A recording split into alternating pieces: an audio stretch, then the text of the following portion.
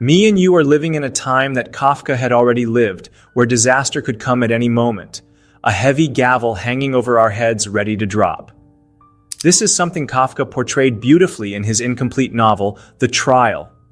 In it, the protagonist summed up his entire absurd life in 3 words at the moment of his death: like a dog. Whenever the concept of absurdism comes up, my mind immediately goes to Albert Camus, who offered a way to live a happy life in the face of absurdity. But today, I'll focus on The Trial, a novel by Franz Kafka, the writer of despair and sadness.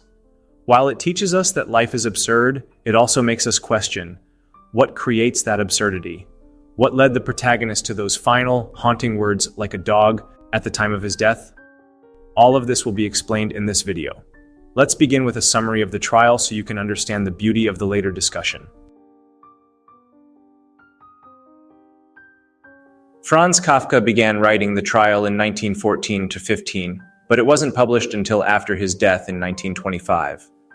The original manuscript is preserved in the Museum of Modern Literature in Germany, and its first English translation was completed in 1937 by Willa and Edwin Muir.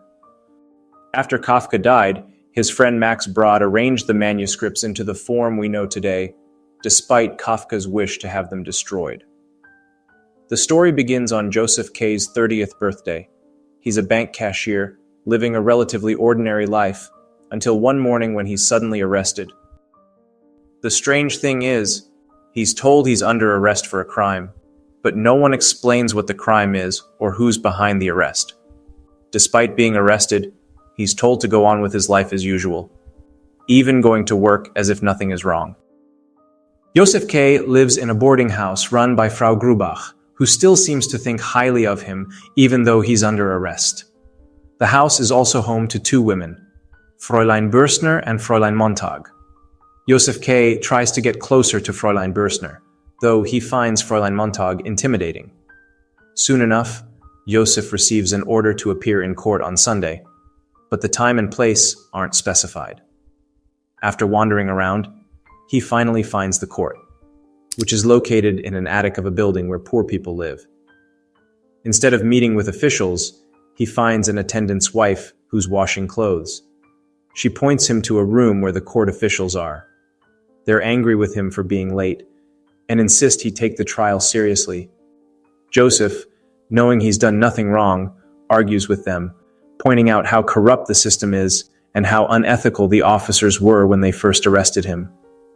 The court session ends, and Joseph leaves, but the next Sunday, he returns to the building. The same woman, the usher's wife, is there again. She seduces him and tells him she can help with his case because she knows the magistrate. Just then, a law student walks in, claiming the woman as his mistress, which surprises Joseph. Back at his office one day, he hears the sound of someone being beaten. Following the noise, he discovers Franz and Willem, the 2 warders who arrested him, being flogged in a storage room. They are being punished for accepting bribes during Joseph K's arrest. The sight horrifies Joseph, and he tries to intervene, but the flogger ignores him and continues. This continues the next day as well.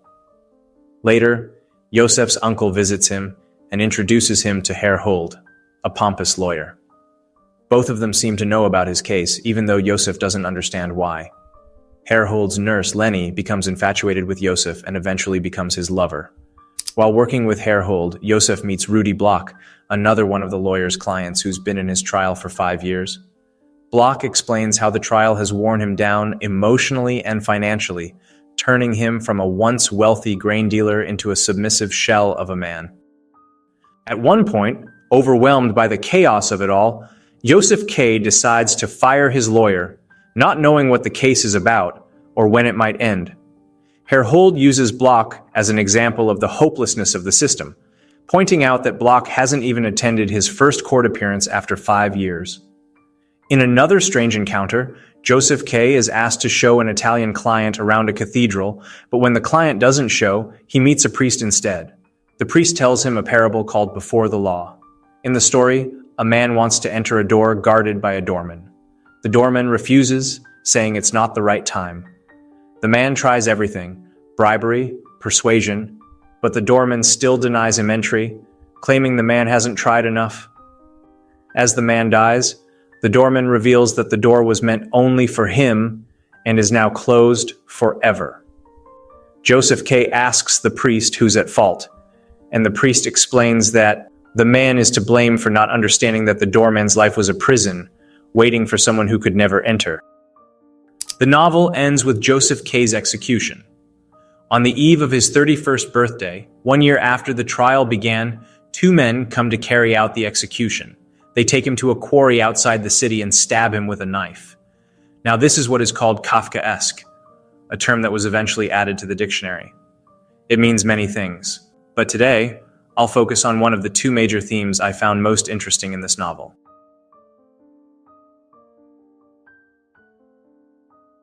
Joseph K. suffers more in his life than at the time of his death. Why? Because of how bizarre his life had turned.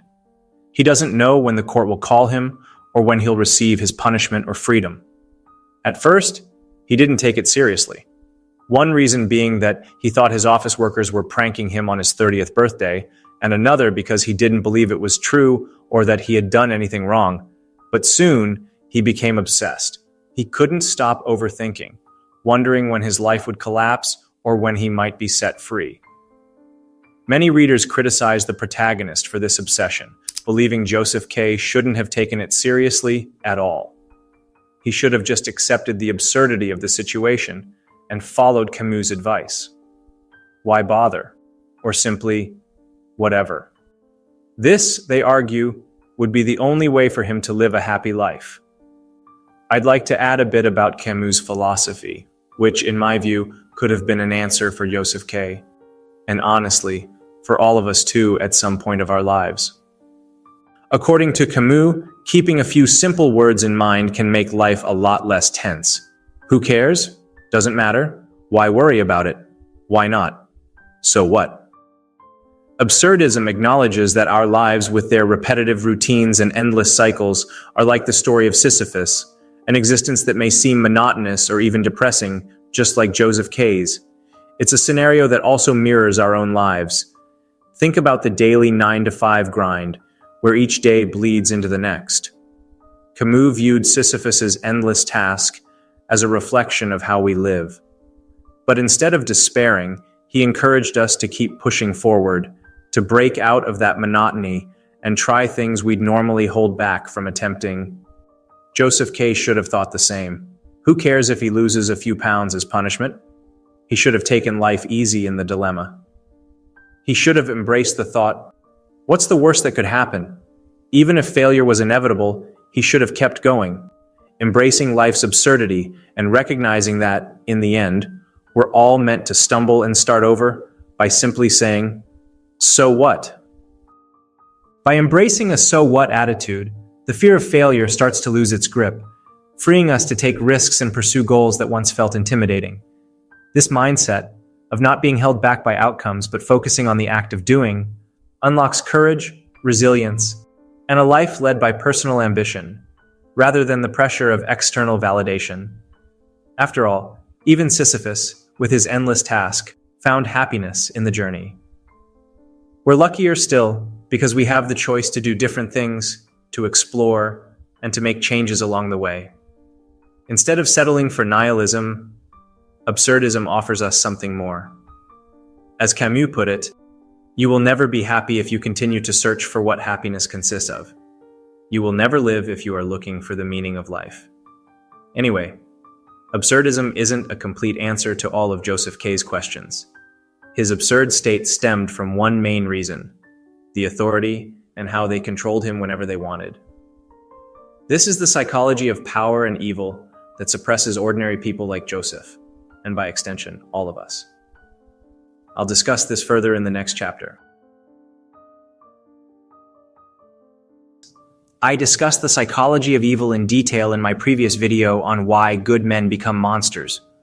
I'll add the link in the description so you can learn more about it. For now, let me touch on some key points and explain how they relate to Joseph K.'s situation in the trial. Joseph K. was trapped in a dilemma for almost a year, between his 30th and 31st birthdays, which felt like a century due to the authorities' grip on him. The authority of the bureaucratic system justified its actions through its sheer opacity and invincibility, creating an environment where morality is irrelevant and compliance becomes inevitable, much like today. The system doesn't rely on overt coercion, but on embedding individuals within a vast, dehumanizing structure where resistance feels futile. The trial of Joseph K. is not about guilt or innocence, but about submission to a process designed to strip away individuality and autonomy. The system never provides clear reasons for K's arrest or trial, maintaining a psychological state of confusion and helplessness. This ambiguity serves to justify the system's authority. By withholding explanations, the system implies that its power is self-evident and unquestionable. As K becomes more entangled in the absurd bureaucracy, he ends up participating in his own subjugation, reflecting how authority convinces individuals to accept its actions as inevitable or even necessary. The psychology behind this authority-driven evil lies in its ability to dehumanize. In Kafka's world, individuals are not seen as people, but as cogs in a huge machine. This dehumanization allows the bureaucratic apparatus to operate without moral restraint. Joseph K., despite being a high-ranking professional, is treated as an insignificant entity, whose rights and dignity are secondary to the system's needs. The court officials, who themselves are victims of the hierarchy, perpetuate its oppressive practices because their roles demand it.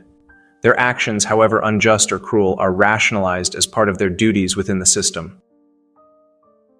In the trial, power is diffuse, and its sources are hidden. The judges, inspectors, and warders are faceless representatives of an overarching authority. This lack of accountability diminishes any personal responsibility for their actions. The inspectors' refusal to explain the charges against K and their mechanical adherence to procedure demonstrate how individuals within a hierarchy detach themselves from the consequences of their actions. The participants in the system, from court officials to minor clerks, rationalize their behavior by framing it as a necessity dictated by the system. This becomes clear when K interacts with officials who admit their own lack of authority but still enforce the system's will. Their compliance shows how individuals suppress moral instincts when they see themselves as mere instruments, rather than autonomous moral agents. The trial seems to critique how power justifies its actions by normalizing harm. In the bureaucratic world of the trial, cruelty is not enacted for personal gain, but as a natural outcome of systemic processes. The court's labyrinthine structure, its oppressive spaces filled with suffocating air and endless documents, is a physical manifestation of how authority enforces its will through psychological domination, rather than explicit violence. The way the court, officers, and even some of his close friends treated him after the unknown crime led Joseph into a state of alienation and helplessness, which I'll discuss next.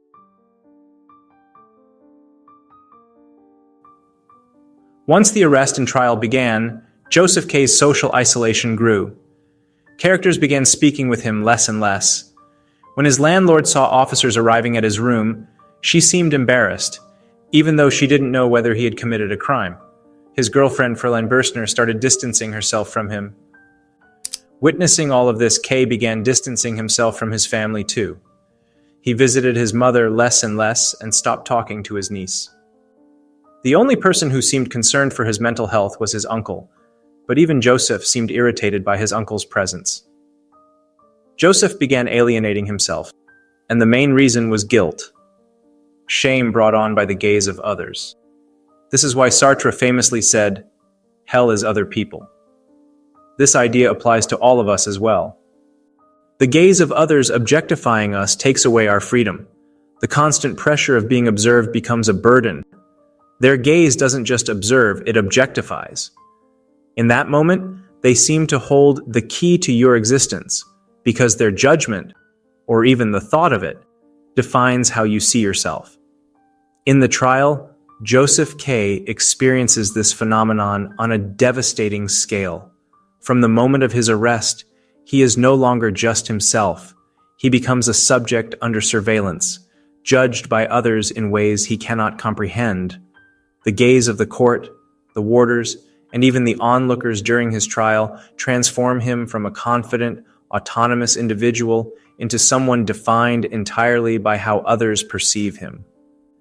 He begins to doubt himself, adjusting his actions and internalizing the judgments of those around him, even though no one provides clarity about the charges against him. His freedom replaced by an oppressive awareness of being watched. Joseph K. is no longer free to act on his terms. His identity is shaped by the invisible and pervasive judgments of the system. This gaze doesn't just restrict him, it consumes him, turning him into a helpless object within a machine that denies his humanity.